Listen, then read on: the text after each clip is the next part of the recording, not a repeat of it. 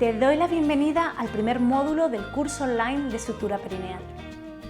El objetivo es que en este primer módulo aprendas y repases tus conocimientos en la práctica y habilidades de la sutura. El desgarro perineal después del parto va a curarse por el proceso natural de las fases de cicatrización, sea o no sea suturado.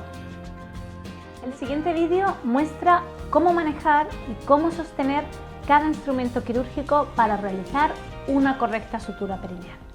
Antes de comenzar a suturar, es importante saber cómo realizar una técnica de sutura correcta y segura, tanto para ti, que eres el profesional, como para la mujer.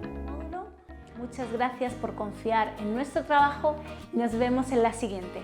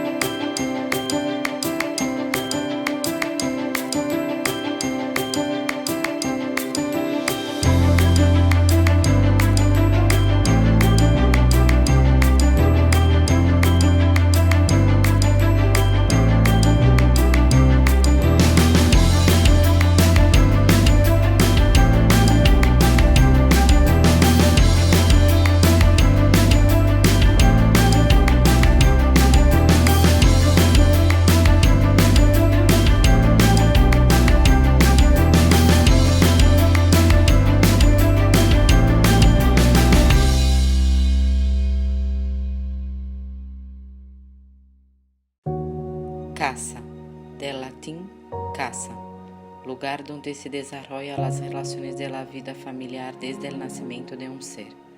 Es fuente de vida. La entrega al otro, la fusión, el sol. Los manantiales revelan sus aguas interiores. Los seres vivos nacen tras ser gestados en su seno. Nuestro primer hogar, el útero materno. La espera se hace larga, cargada de emoción, amor y también incertidumbre. Ya quiero verte, abrazarte, olerte, sentirte, y tú lo sabes. Sigues creciendo plácidamente en mi vientre. Todo está preparado, tu padre, tu hermana, la casa. Deseo sentir el camino que juntos nos llevará a tu encuentro. Me hace feliz tu llegada. Te acaricio, te acuno, te canto y te pienso. Una gran confianza me llena de calma. Mi deseo es tenerte entre mis brazos. Es una fiesta tu llegada de amor, ternura, silencio, expectación. Estoy en éxtasis, muy bien acompañada. Me entra calma porque sé que saldrás desde dentro de nuestra casa.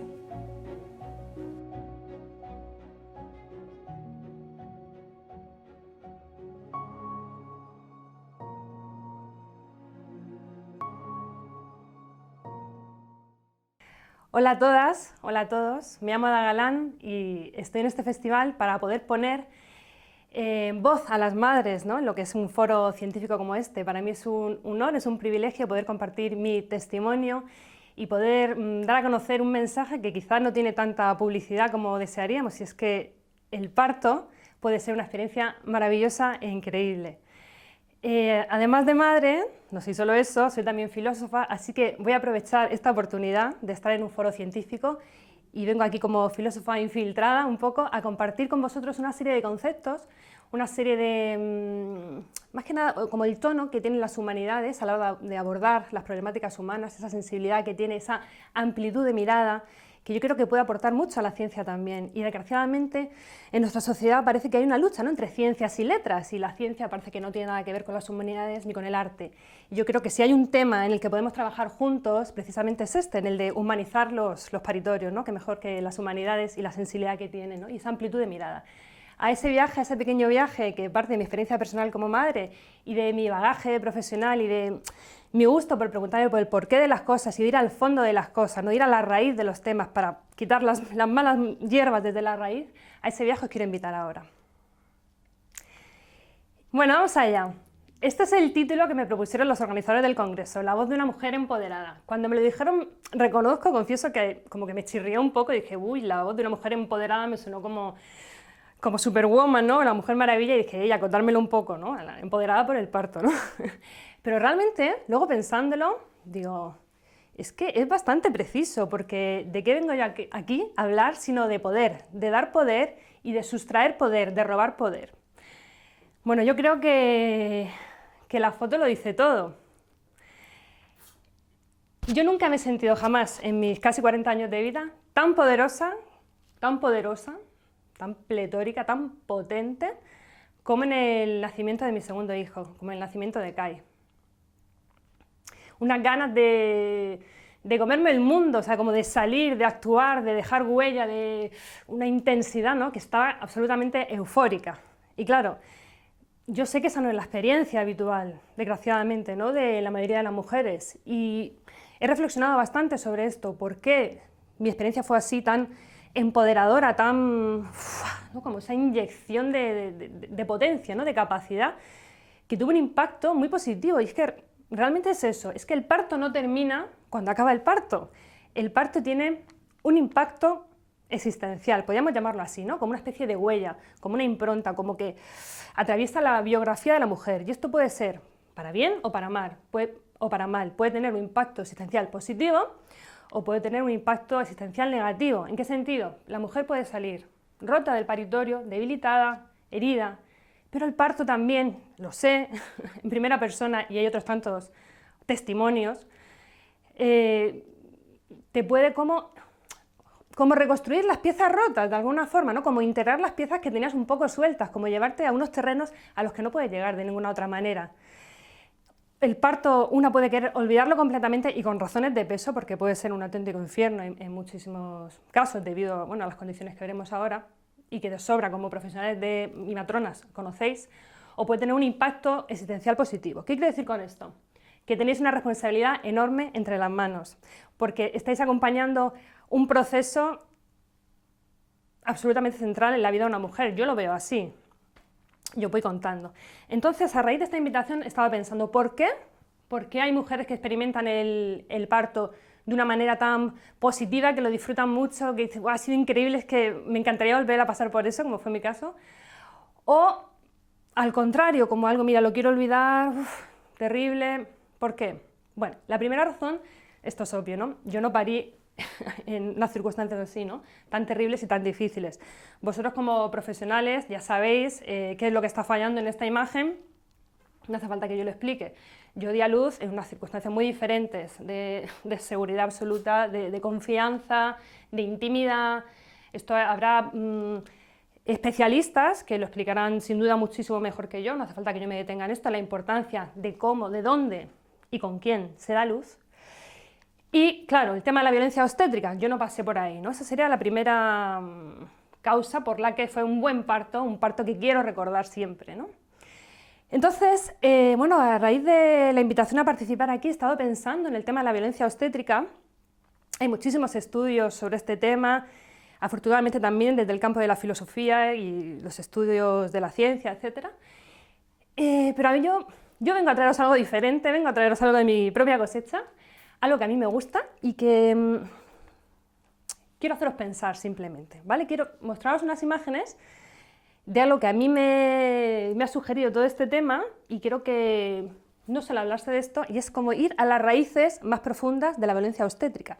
Y es que yo cuando pienso en imágenes pues como la del paritorio, la del ginecólogo que dice que hace partos, que él hace partos, te recuerda, ¿no? a los médicos que se creen dioses, se cree que es Dios. Bueno, se cree que es Dios. ¿Qué tipo de Dios se creen ser? Mirad esta imagen, que es archifamosa, es la creación de Adán de Miguel Ángel. Os invito a verla un poco y haceros una pregunta. Si tuvieras que comparar esto con el papel del ginecólogo, del mal ginecólogo, o mala ginecóloga, o mal matrona o matrona, ¿veis alguna relación entre la asistencia al parto actual, la asistencia moderna al parto, y el mito del Dios Padre, esta concepción del Dios Padre, de cómo crea a Adán? Me gustaría que observaras estas imágenes y ver si os tocan alguna fibra, os hacen pensar algo. Si os fijáis, lo primero que podemos observar es que ¿dónde está lo femenino aquí? Lo femenino está borrado, ha desaparecido. Esto es fruto de un largo periodo, a lo largo de la historia, no es de un día para otro. Yo me puse a investigar la evolución, ¿no?, de este borrado de lo femenino, y os lo cuento muy brevemente porque es que sobre esto toda la ponencia será sobre esto, pero sí que quiero transmitiros esto. Yo os lo doy, queda para vosotros y a ver si os resulta útil y estimulante. En primer lugar, y hablo siempre de Occidente, tenemos una primera época en la que tenemos a la gran diosa madre, Ella es, en realidad ella misma es la creación, la propia creación, el propio mundo, la propia materia, ya es sagrada, incluido el nacimiento. En un segundo paso tenemos la diosa se une al dios, que es su hijo consorte, y ambos juntos crean el mundo, segunda fase. Seguimos evolucionando a una tercera fase. ¿Qué ocurre? La diosa ha degenerado muchísimo, lo femenino ha degenerado mucho, ya se ve como algo maléfico, diabólico, draconiano, como podéis ver. El dios mata a la diosa. Ahí podéis ver la imagen de Tiamat, que es la diosa madre Sumer, a punto de ser asesinada por Marduk, su hijo. Y llegamos a la cuarta etapa. ¿Qué pasa? La diosa no está, ha desaparecido. Dios crea el mundo a solas. Hay un borrado del principio femenino, del arquetipo femenino. Lo dejo ahí. Luego, ¿qué pasa? Además de esto, en la cultura judío-cristiana tenemos algo bien curioso, que es que estas cosas realmente no son tan inocentes. Hablamos de siglos, de estas maneras de ver el mundo que han perdurado durante siglos. Podemos creer que no nos afectan. Yo os invito a replanteároslo. Tenemos la inversión en la creación de Eva. ¿De dónde sale Eva? Bueno, hay dos orígenes, uno podría ser del barro, en el Génesis hay dos orígenes, del barro, o de la costilla de Adán mientras él duerme. ¿Cómo puede impactar esto en la conciencia? Esta inversión por la que es ella la que sale de él, cuando ya sabemos que no es así. Simplemente quiero animaros a ampliar la mirada, intentar ver conexiones donde parece que no hay, que nos lleven a replantearnos por qué hemos llegado aquí. Y eso, ver esta diapositiva. ¿Hay alguna relación entre nuestra manera mítica de ver la realidad, el mito del Dios Padre, el que hay un borrado de lo femenino, el que la diosa ha sido ocultada, el que lo femenino ha sido infravalorado y hay un desarrollo de lo masculino, del principio masculino, del arquetipo masculino, con cómo se atienden los partos hoy en día en el sistema sanitario?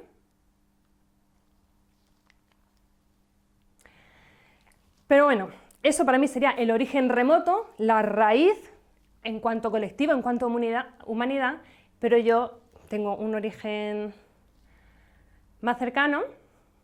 Para mí el origen lo representa esta fotografía, el origen de que yo he podido disfrutar tantísimo de mi parto, de que llegase a él sin miedo, está en ella. Podéis ver una fotografía de mi madre, yo soy esa pequeñaja. En realidad me sorprende que la cara que tengo ahí de pequeñaja con la que tengo de la foto después de dar a luz se parece bastante.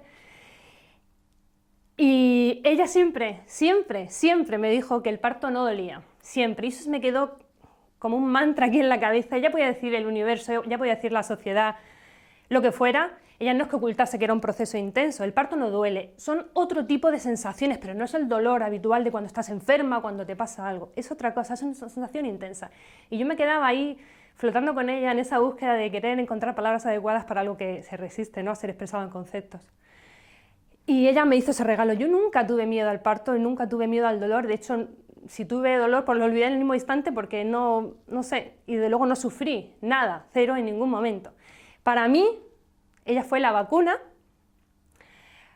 que permitió que el veneno, ¿en qué sentido veneno? El condicionamiento social, como que me rebotara un poco como un escudo, ¿no? Ella fue como un poco mi escudo. Entonces, me gustaría, esto veremos al final cuál es la importancia de las palabras de una madre sobre el parto, y del padre también. ¿Qué silencios hay? ¿Qué no se dice? ¿Qué se dice? ¿Qué se muestra? ¿Qué no?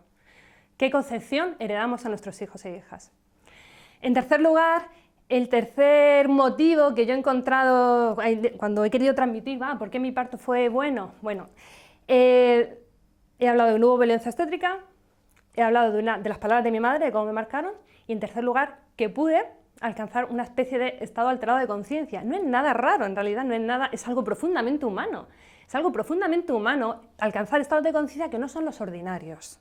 Pero esto suena raro cuando debería ser algo normal. Yo sé que las matronas estáis acostumbradas a ver mujeres así, sobre todo las que trabajéis por un parto respetado, no hace falta que yo lo diga, pero quizás si esto lo ve una madre después tiene que saberlo también, que en el parto, que no se pare con la cabeza, que no se pare a través del control, que no somos como Zeus, que en esta imagen de Zeus, que da luz con su cabeza, ¿no? Esta imagen la he traído porque me recuerda a mí en mi primer parto, que no hubo violencia obstétrica, las palabras de mi madre estaban igual, pero no fue tan bueno con el primero. Yo no salí con una sensación de poder en absoluto, para nada. ¿Qué diferencia hubo? Que yo en el segundo sí que pude fluir totalmente con el parto, con el proceso fisiológico. Es algo que no ocurrió en el primer parto, a pesar de que no sufrí violencia obstétrica, no contaba con la misma concepción positiva heredada del parto, pero no ocurrió en el primero. Eso podía ser complejo de saber por qué y tampoco es el tema de la presentación. Pero sí quiero animaros a las matronas a poner esto encima de la mesa, darle la importancia que merece. Yo sé que las matronas que sois respetuosas con el proceso del nacimiento lo sabéis perfectamente, no hace falta que lo diga, pero quizás si alguna madre está viendo también esta presentación, tiene que saber que el parto no es algo que se produzca voluntariamente, no es algo que se haga desde el control diciendo voy a parir, ni pensando en parir. Yo cuando parí a mi primer hijo me había leído un montón de libros, de artículos, informes que me llevaron a tomar una buena decisión respecto a dónde parir y con quién parir, pero que no me facilitaron para nada el proceso del parto. ¿Por qué? Pues porque no se parte con el neocortes, con la parte más evolucionada del cerebro. El parto es un proceso primitivo, es muy primitivo, es animal, es un trabajo con la estructura arcaica, ¿no? Tenemos que saberlo, tenemos que permitir que esos estados de conciencia alterados se produzcan. Así, os resumo un poco lo que hemos visto hasta ahora. Para tener un buen parto, al menos en mi caso personal, y espero que esto sirva a otras mujeres, hay que ver las circunstancias externas, dónde parimos, con quién parimos, qué concepción del parto hemos heredado, con qué concepción del parto llegamos, el parto es algo bueno, es algo malo, y en qué estado de conciencia lo vamos a afrontar, lo estamos afrontando. Estos tres factores son para mí esenciales y me han llevado pues, a articular 3 herramientas, que es lo que quiero daros hoy, 3 claves para una nueva filosofía del parto en el siglo XXI. Vamos allá. En primer lugar, pensamiento crítico. En segundo, tenemos que ser capaces de construir una cultura pro parto que ayude a las mujeres a parir, no una cultura antiparto, aunque sea inconscientemente antiparto como la que vivimos. Y en tercer lugar, tenemos que empezar antes, tenemos que empezar mucho antes, ahora lo explicaré, iniciación en la infancia. Vamos al primer punto, pensamiento crítico. A palazos, pensamiento crítico, esto en general en la vida, pero en este tema de verdad nos jugamos mucho, mujeres, nos jugamos mucho. Profesionales, tenemos que darle el poder a las madres, hay que devolverle el poder a las madres, ponerlas en contacto con su pensamiento crítico, hacerlas caer del guindo. Y incluso los profesionales también tenemos que ser críticos con vuestro propio campo de trabajo. La medicina no es una ciencia neutral, objetiva, que esté libre y limpia, inmaculada, que haya caído del cielo para iluminarnos. Está cuajada de valores también como cualquier producto humano y por supuesto que ha hecho muchísimo, por supuesto que yo quiero atención profesional en mi parto, pero tenemos que saber qué es y qué no es, y con qué tipo de profesionales queremos trabajar y con cuáles no. Y tú como profesional, ¿a quién sirves y a quién no sirves? ¿Cuál es tu rol en este tablero de juego? Yo creo que ahí la filosofía sí que ha hecho aportes relevantes que nos ayudan a entender, ¿no?, cómo funciona la medicina, por ejemplo. Tenemos a Foucault, que nos habla de eso, de cómo la medicina está condicionada por un momento histórico, por los sistemas ideológicos, de valores, moral, filosófico, etc. Pero mira, igual suena muy abstracto, pero es que de verdad, que es que la realidad habla por sí sola. Atención a esta cita, igual sí que la conocéis porque se hizo bastante famosa, yo cuando la vi en el 2018 casi me caigo de la silla, porque es una declaración explícita de la SEGO, de la Sociedad Española de Ginecología y Obstetricia, que es que se cubrió de gloria, pero está bien porque así vemos lo que realmente piensan, o al menos piensa parte, ¿vale? Os la leo, porque es una pieza maestra de la literatura. En el parto, cada individuo se enfrenta de forma solitaria a su destino en 10 centímetros de vagina. Está en nuestras manos acompañarlo y ayudarlo. No me digáis que esto es una descripción científica, libre de sesgos y de valores, cuando su pura misoginia por todos sus poros, vamos. Entonces, tenemos elección, tenemos pensamiento y tenemos libertad. Y eso hay que saber trasladarlo, porque estamos un poco, las mujeres con el cerebro un poco lavado, y estamos un poco en el guindo. Entonces, biopoder, los dos conceptos que quiero transmitiros, el concepto de Foucault, del filósofo francés Foucault, biopoder. ¿Qué es el biopoder? Es una forma de controlar a las poblaciones, en este caso a las mujeres, no a través de la violencia, sino de forma más sutil, hace que parezca racional, incluso parece que está consensuado entre todos, ¿vale? Ojo, este concepto lo dejo ahí por si queréis investigarlo. Si alguien quiere más, que me pida bibliografía. Y el concepto de alienación, que es un concepto, bueno, es un concepto complejo, filosóficamente complejo, pero bueno, está bien saber que se refiere como a una especie de extrañamiento respecto a una misma, un distanciamiento respecto al cuerpo en el proceso del parto, como si el parto es algo que, bueno, que en realidad acaba siendo algo ajeno a mí, que no tiene que ver conmigo, de lo cual no me responsabilizo y delego en otras. En esto yo creo que la tecnología, los avances están fenomenales, pero ojo cómo se usa la tecnología, que no se use para alienar al final a las mujeres, que no sea el cuerpo de la mujer como un territorio de la práctica médica, ¿vale? Marx decía, lo aplicaba el concepto de... para referirse al obrero cuando no se le ve como una persona en sí. Esto puede suceder en los hospitales cuando no se ve a la mujer tampoco, sino se ve como la portadora del bebé simplemente, ¿no? Algo así. Dos conceptos que creo que nos dan las humanidades y creo que está bien tenerlos en mente. Segundo punto por el que tenemos que trabajar juntos, todos juntos, y tenemos que construir una cultura pro parto. Pro parto. ¿Por qué pasa? Por ampliar la mirada, recrear nuevos significados, metáforas, imágenes, desde otro punto de vista que no sea el estrictamente médico y que nos permitan ver el parto desde otra perspectiva más amplia. Ahí entra la medicina, entran los profesionales, pero entran más cosas, y esto lo quiero enseñar también.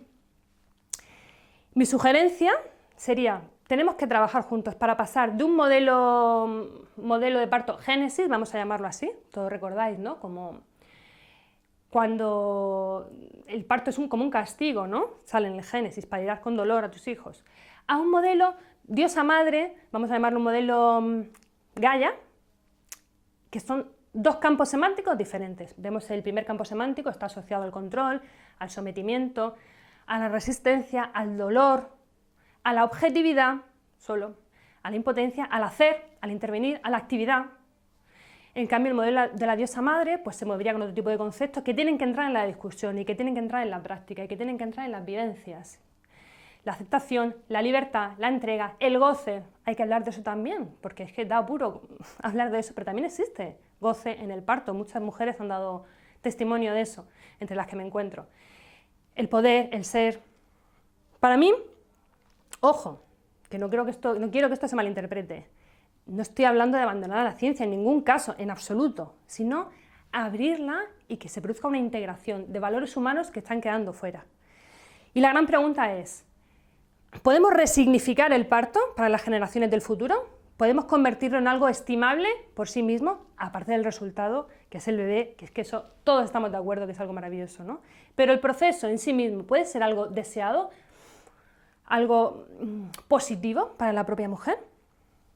¿Qué pensáis? ¿Qué ideas os ocurren? ¿Cómo podemos darle valor y sentido al propio acto de parir?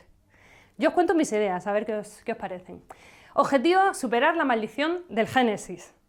Cada uno tiene que ver qué le resuena, qué no le resuena, pero ¿cómo podemos ver el parto algo más allá de un medio, un mal por el que hay que pasar para tener a tu hijo en brazos? ¿Puede el parto verse como una suerte de experiencia iniciática, como había en las antiguas filosofías griegas? ¿Podría ser un viaje heroico?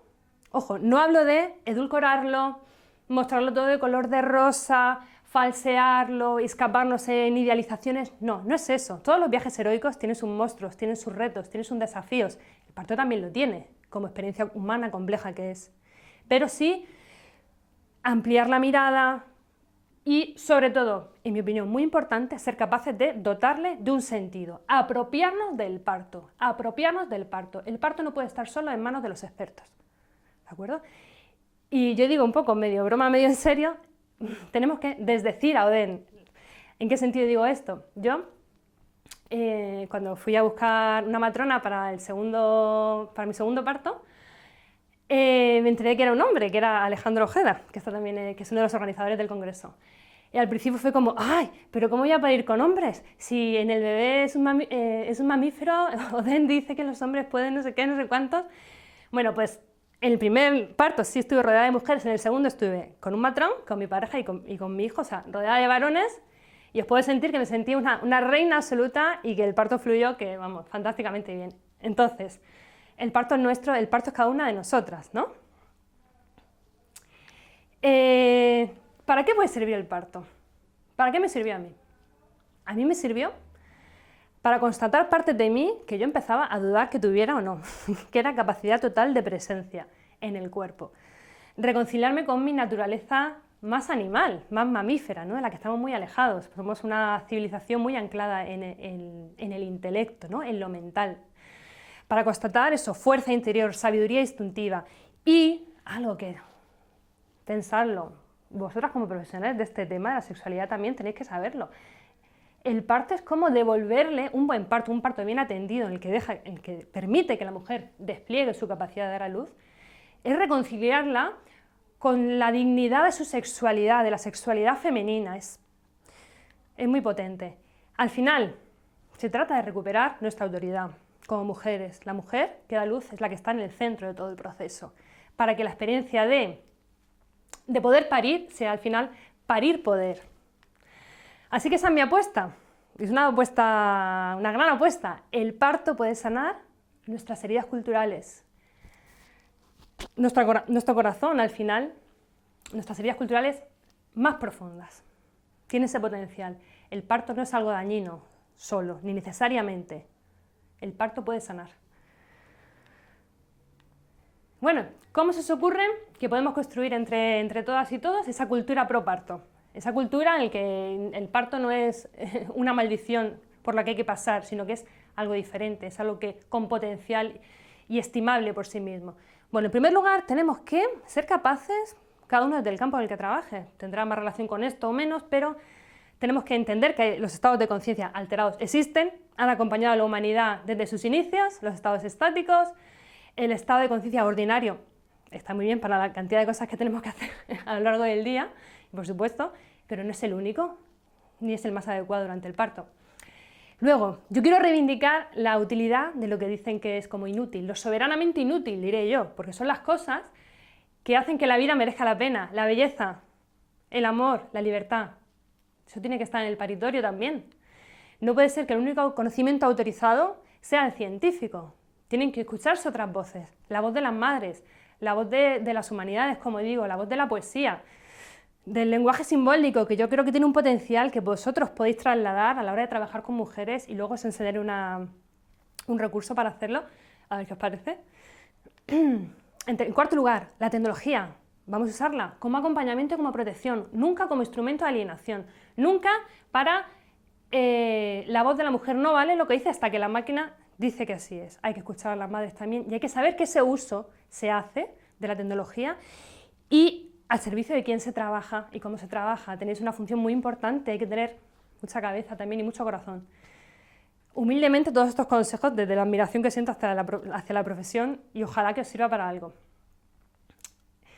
En quinto lugar, aquí sí que entra la filosofía y que ha trabajado muchísimo en las grandes tradiciones de sabiduría y de espiritualidad.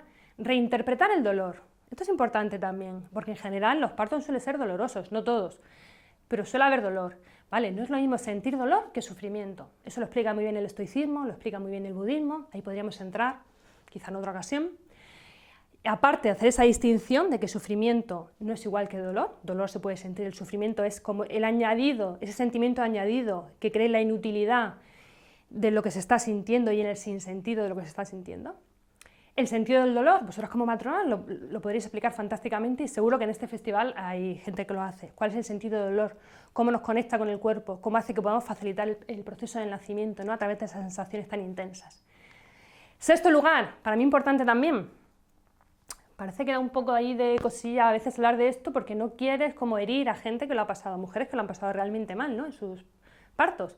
Pero tienen que escucharse todas las voces y es verdad que hay partos que son gozosos, que son placenteros, me refiero a sensaciones físicas placenteras incluso. Esto tiene que saberse también. En esa invitación que os hago a abrir la mirada de las mujeres también, existen partos, hay un documental, ¿no?, de Garmisch-Berg, partos orgásmicos, estáticos, gozosos, y doy fe. Y, en séptimo lugar, por último, el parto tiene que estar presente en la vida cultural. ¿Dónde está el parto en nuestra sociedad? ¿Qué lugar está ocupando? ¿Dónde vemos partos? ¿Cómo los vemos? ¿Qué se nos cuenta? ¿Qué se nos dice? ¿Qué se silencia? ¿Qué es un tabú? ¿Cuál es el símbolo del nacimiento? ¿Cuál es el símbolo del parto? ¿Igual? ¿Tiene o no? Porque el símbolo de la muerte seguro que os vienen pensamientos, ¿no? Símbolos, pues una cruz, tal, una calavera. ¿Y el símbolo del parto cuál es? ¿Por qué no tenemos simbología? ¿Por qué no tenemos poesía? ¿Por qué no tenemos un acercamiento humano a esta cuestión? Parece que está en manos solo de los científicos, cuando sería fantástico, ¿no? Poder trabajar en esa mirada más amplia. Llegamos tarde. Llegamos tarde si pensamos que la educación maternal, que es un nombre un poco feo, al que se le pueden hacer, en fin, empieza la semana 26-30. Primero porque es mentira, la educación maternal empieza cuando a los niños y a las niñas se les expone qué dicen las películas de los partos, qué tipo de imágenes de mujeres muestran, qué relatos escuchan. La educación maternal se produce mucho antes, quizá de forma inconsciente, ¿no? Hay que tenerlo en cuenta. Aquí vamos a exponer a nuestros hijos y a nuestras hijas. ¿Cómo les iniciamos en este tema? Aquí quiero hacer un aporte personal, y es que creo que la educación sobre el parto, que atiende solo al conocimiento científico, lógico, racional, que es fantástico conocerlo, que es súper necesario, pero si se queda ahí, en mi opinión, se queda coja. Hay un conocimiento que puede parecer más vago, más indirecto, pero que penetra al inconsciente, a estructuras arcaicas de nosotros mismos, ¿no? Se transmite con metáforas, con imágenes, con mitos, con poesía. Yo creo que la preparación al parto, en este cambio del lugar del parto en nuestra sociedad, tiene que trabajar el corazón y la razón juntos, el concepto y la intuición, el sentimiento y el pensamiento, la ciencia y el arte, porque en realidad son dos enfoques complementarios, interdependientes, que se necesitan el uno al otro para poder trabajar con seres humanos completos, para poder trabajar desde la integridad. Y creo que nos jugamos la humanidad en esta integración. Así que, a la hora de plantear la iniciación, vamos a usar el juego, vamos a usar el poder de la imaginación. Ahí podéis ver una de las muñecas de un proyecto mío, que es Ubuntu Diosas, es Tea. Y os voy a enseñar algo. Os voy a leer un cuento que escribí, que es un poco el resultado de mi proceso personal, de ese parto para mí que fue tan maravilloso, pero que no es solo mi historia personal. He querido conectarlo un poco con la historia de Europa y con lo que al final es la historia de un olvido colectivo. La historia del olvido del poder del parto. Se llama El poder de Tea y dice así. Cuentan que hace mucho, mucho tiempo la joven diosa Tea iba a ser mamá por vez primera. Cuando ya su barriga era tan grande y redonda como la luna llena, un extraño forastero se presentó ante ella y le dijo: «Gran Tea, mi nombre es Kurgan y soy un guerrero poderoso. Yo traeré a tu bebé al mundo si a cambio me das tu reino. Sin mí no podrás hacerlo». «¡Qué disparate!», dijo ella, riéndose a carcajadas. «Por supuesto que podré. ¿Acaso no ves que soy una diosa?». Muy enfadado por la risa de la diosa, Kurgan preparó una pócima y la penetró en la cueva en la que ella dormía y con mucho sigilo la vertió en su oído izquierdo. Cuando despertó, Tea no tenía la menor idea de cómo ni por dónde saldría su bebé. Así que Tea empezó a caminar, preocupada, pesarosa, y entonces vio un nido, y dentro del nido había un huevo. Y del huevo un pajarito salió, y entonces Tea dijo: «Ah, a lo mejor yo también podría poner un huevo». ¿Pero tú crees que Tea podía poner un huevo? Pues claro que no.